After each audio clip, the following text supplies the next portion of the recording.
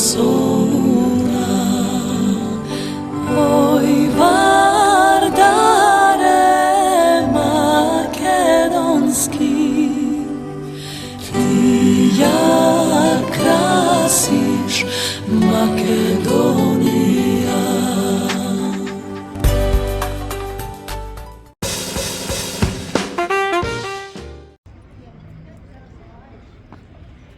Od судбината не се бега. Срвено-црната боја е наша боја, македонска боја, патриотска боја на фудбалскиот клуб Вардар, на семејството, на спортското семејство на Вардар. И овде сме на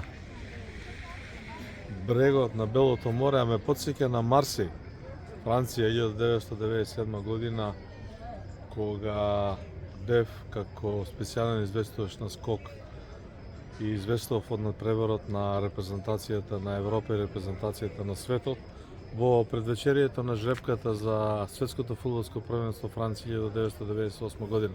Не се тоа е друга приказна. Овој пат приказната е поврзана со ова зад нас, со овој убав амбиент, со вардаровите бои кои очигледно се интернационални. Значи, Вардар го има насекаде. Вардар е чудесија. Не само Пиреј, не само Феникс, не само Бесмртен, не само векови. Неверојатно, не можеш едноставно да го објасниш тоа.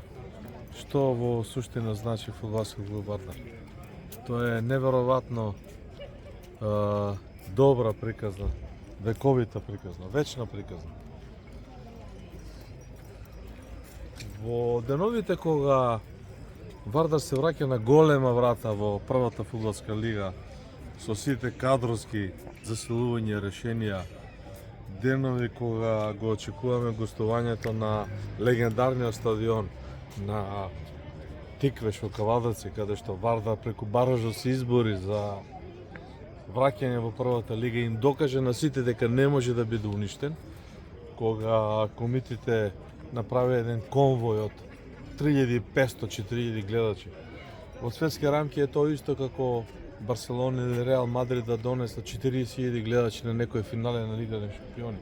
Тоа Вардар и комитите успеа да го направат во Кавадарци. За неколку денови одиме повторно во Кавадарци по 3 бодови.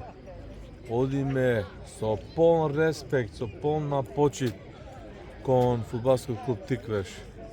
Неговата традиција, неговиот квалитет, сите оние кои играат сега за Тиквеш, кои го водат, раководат и така натаму, и со целиот амбиент кој го нуди Кавадарци.